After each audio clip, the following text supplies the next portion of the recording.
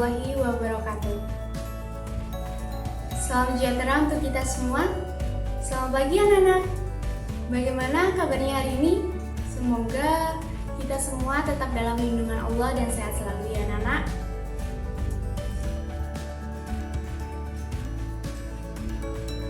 Dan jangan lupa di masa pandemi ini kita harus mematuhi protokol kesehatan ya anak-anak. Sebelum memulai pembelajaran hari ini, alangkah baiknya kita berdoa terlebih dahulu menurut agama dan kepercayaan kita masing-masing. Berdoa, mulai.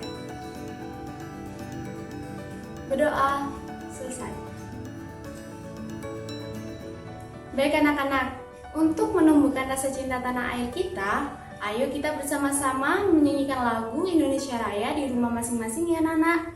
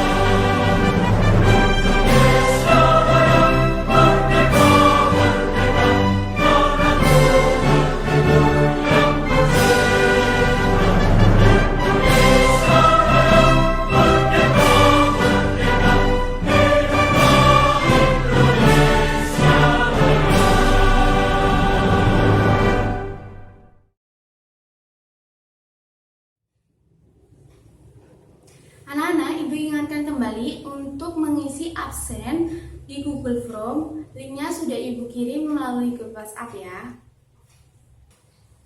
Baik anak-anak, apakah kalian sudah siap untuk melakukan pembelajaran hari ini? Kalau sudah siap, Ibu mau bertanya terlebih dahulu. Nah, sebelumnya kalian pernah membuat suatu data? Data apa saja sih yang pernah kalian buat? Ya Nana, dari berbagai macam data yang pernah kalian buat, salah satunya data jumlah siswa di SDN Marokan Kulon. Nah, berbicara mengenai data, sekarang kita akan mempelajari matematika tentang materi penyajian data dalam bentuk diagram batang dan diagram garis. Adapun tujuan pembelajaran hari ini adalah sebagai berikut.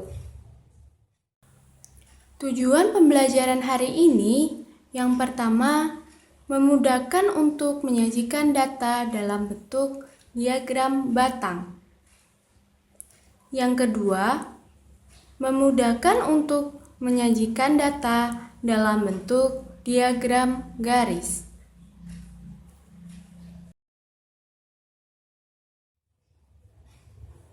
Baik anak-anak, dari tujuan pembelajaran tersebut, data yang disajikan dalam bentuk diagram ini akan dapat mempermudah dalam mengumpulkan informasi dari seseorang secara ringkas dan jelas.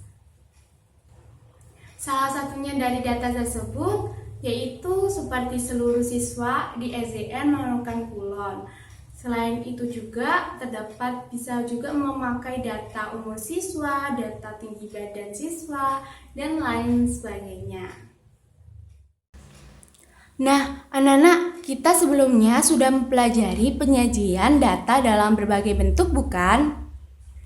Baik anak-anak, sebelum melanjutkan materi penyajian data hari ini, Ibu akan menjelaskan kembali mengenai data. Apa sih yang dimaksud dengan data? Data adalah keterangan yang nyata dan dapat diakui suatu kebenarannya. Data akan lebih mudah disajikan dalam bentuk daftar, tabel, dan diagram. Membaca data adalah menyebutkan suatu informasi yang ada pada data tersebut. Kemudian, data ditafsirkan. Dalam menafsirkan data ini, yaitu mencari informasi lain yang tidak tertulis pada data. Misalnya, data tertinggi dan data terendah. Kemudian jumlah data dan selisih data. Serta diagram. Diagram apa sih yang dimaksud dengan diagram? Diagram adalah suatu representasi simbolik informasi dalam bentuk geometri dua dimensi sesuai dengan teknik visualisasi, di mana diagram dan bentuk data-data lainnya yang disajikan itu termasuk ke dalam statistika. Apa sih yang dimaksud dengan statistika? Statistika adalah ilmu pengetahuan yang mempelajari mengenai metode yang paling efisien tentang cara-cara pengumpulan, pengolahan, penyajian, analisis data, penarikan kesimpulan, serta pembuatan keputusan yang cukup beralasan berdasarkan data dan analisa yang dilakukan.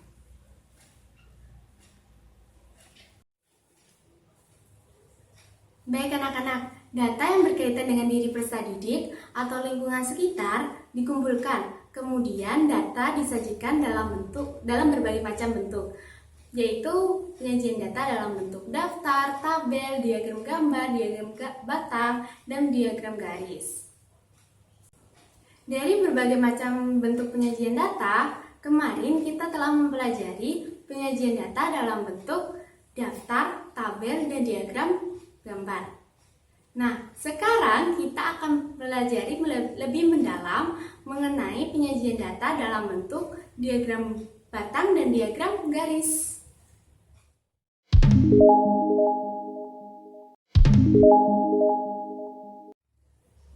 Yang pertama, penyajian data dalam bentuk diagram batang. Diagram batang adalah bentuk penyajian data yang paling sering dijumpai. Biasanya sekolah, perkantoran, dan instansi-instansi lainnya menggunakan diagram batang, di mana sebagai salah satu bentuk penyajian data. Dalam menentukan diagram batang, yang harus dilakukan yang pertama, mengelompokkan data atau mengurutkan data, atau bisa membuat data dalam bentuk daftar. Kemudian, buatlah diagram sumbu X dan sumbu Y, di mana sumbu ini berisi mengenai data yang disajikan, sedangkan sumbu Y ini berupa jumlah data yang disajikan. Untuk lebih jelasnya, dalam diagram batang ini, Ibu mempunyai contoh soal dan penyelesaiannya sebagai berikut. Contoh penyajian data dalam bentuk diagram batang. Azardi mencatat profesi semua orang tua siswa kelas 5 SDN Nusantara 1. Azardi menanya satu persatu profesi orang tua siswa kelas 5. Dan Azardi memperoleh data sebagai berikut. Pegawai negeri sipil atau PNS sebanyak 8 orang. Petani sebanyak 12 orang. Wira swasta sebanyak 2 orang. TNI sebanyak 5 orang. Dan guru sebanyak 3 orang. Ubahlah data tersebut dalam bentuk diagram batang. Berikut ini adalah penyelesaian dari soal tersebut. Baik anak-anak, untuk penyajian data dalam bentuk diagram batang ini terdapat Azadi yang mencatat profesi semua orang tua siswa kelas 5 SDN setara 1, di mana Azadi ini menanyakan satu persatu orang tua siswa kelas 5 yang diperoleh data sebagai berikut. Ada pegawai negeri sipil yang sebanyak 8 orang, petani yang sebanyak 12 orang, kemudian wira swasta yang sebanyak 2 orang, TNI yang sebanyak 5 orang, dan guru yang sebanyak 3 orang. Ubahlah data tersebut menjadi diagram batang. Nah, untuk mengubah ke diagram batang, untuk lebih mudahnya kita membuat penyajian data dalam bentuk daftar. Nah, penyajian data dalam bentuk daftar ini dibuat atau bisa dengan mengurutkan data. Nah, setelah itu kita membuat diagram sumbu X dan sumbu Y, di mana sumbu X ini di bawah, yaitu sumbu X berupa data yang disajikan seperti PNS, petani, buruh, wira swasta, dan TNI. Kemudian untuk sumbu Y-nya yaitu jumlah data yang disajikan, di mana PNS terdapat sebanyak 8 orang. Nah, itu sumbu Y-nya. Kemudian untuk membuat diagram batang ini adalah berupa batang. Ini batang, di mana PNS-nya sebanyak 8. Jadi batangnya itu memenuhi kapasitas jumlah dari data yang disajikan, yaitu PNS ada 8 orang. Jadi ini PNS sampai ke 8 orang. Terus ini petani ada 12 orang, wira swasta ada 2 orang, TNI ada 5 orang. Kenapa kok TNI di antara 4 dan 6? Karena ini adalah kelipatan dari 2. Ada 2, 4, 6, 8, 10, 12, 14. Seperti itu anak-anak. Oleh karena itu, TNI ini ada 5 di antara 4 dan 6. Terus ada guru. Guru ini ada sebanyak 3. Dimana guru ini ada di antara 2 dan 4. Sama seperti 5. Karena itu berbentuk kelipatan 3. Nah, ini kita membuat sumbu Y-nya adalah kelipatan 2. Gitu anak-anak. Sudah paham sampai di sini? Kalau sudah paham, kita akan berlanjut ke materi selanjutnya. Sampai di sini sudah paham anak-anak? Kalau sudah paham, kita berlanjut ke materi selanjutnya. Yang kedua yaitu penyajian data dalam bentuk diagram garis.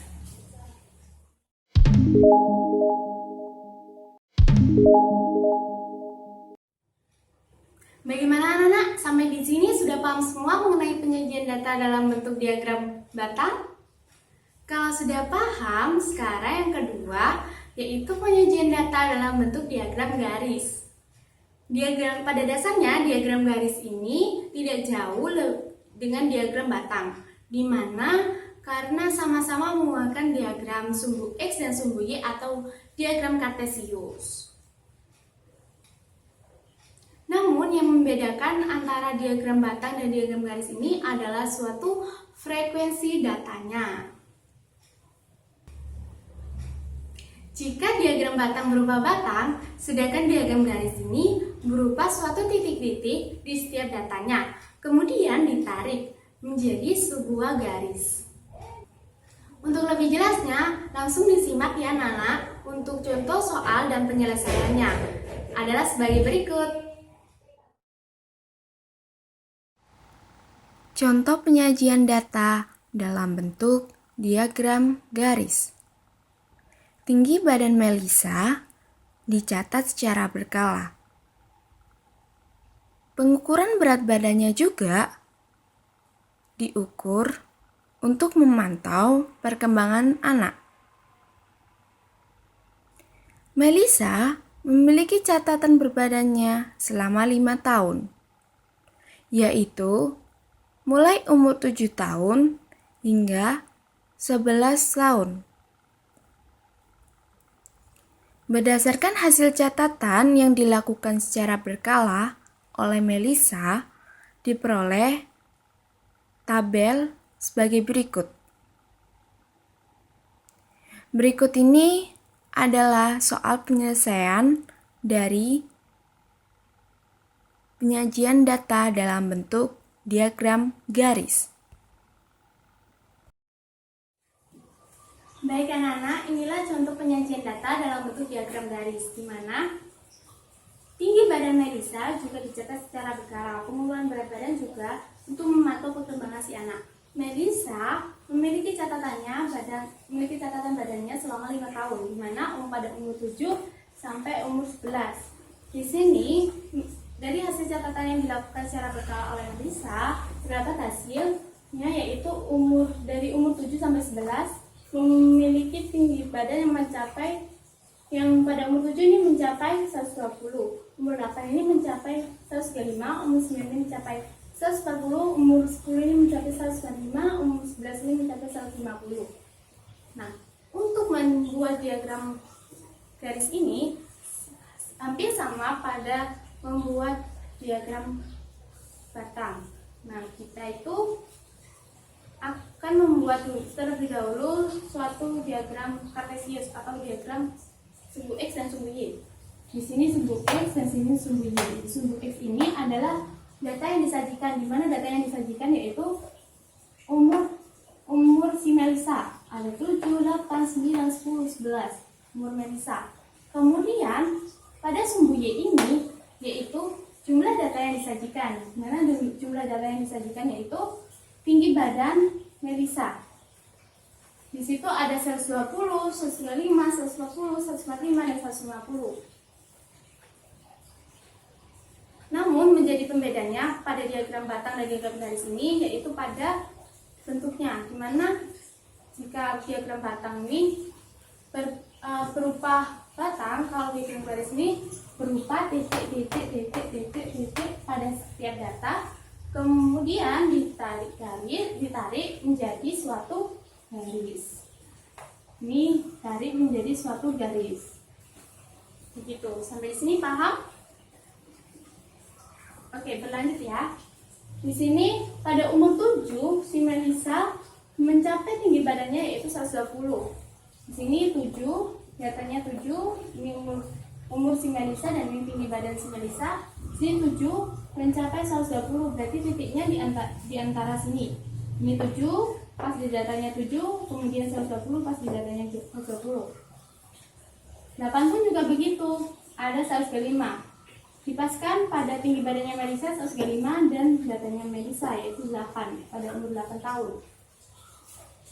Begitupun sama pada umur 9, 10, 11 yaitu ada tinggi badannya mencapai 140, 145 dan 150, dan dia diberi titik garis sesuai dengan frekuensi datanya. Sampai di sini paham anak-anak? Disitulah penyajian data dalam bentuk diagram garis. Bagaimana anak-anak? Sampai di sini sudah paham semua? Kalau sudah paham, itulah penyajian data dalam bentuk diagram batang dan diagram garis. Untuk lebih jelasnya, ayo bersama-sama untuk mengerjakan kuisnya yang sudah Ibu kirim dalam bentuk dokumen melalui WhatsApp grup anak-anak. Jika ada yang belum paham, silakan ditanyakan melalui WhatsApp grup ya anak-anak.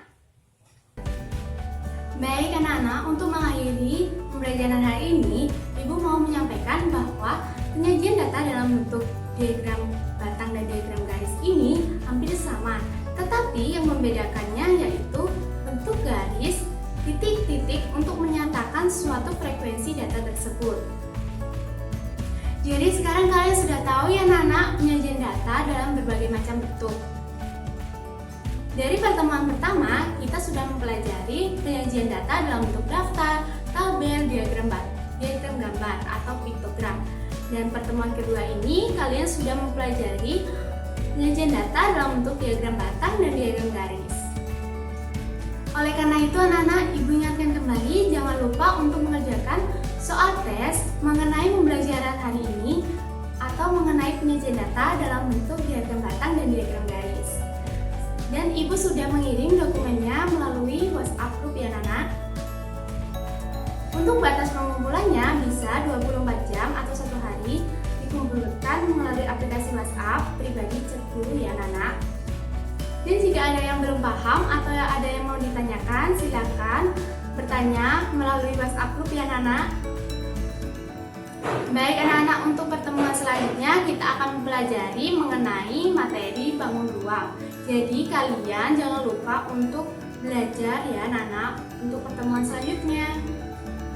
Baik anak-anak, sebelum menutup pembelajaran hari ini, alangkah baiknya kita akan berdoa terlebih dahulu menurut agama dan kepercayaan kita masing-masing. Berdoa mulai. Berdoa selesai. Sekian pembelajaran hari ini, semoga bermanfaat bagi kita semua. Wassalamualaikum warahmatullahi wabarakatuh.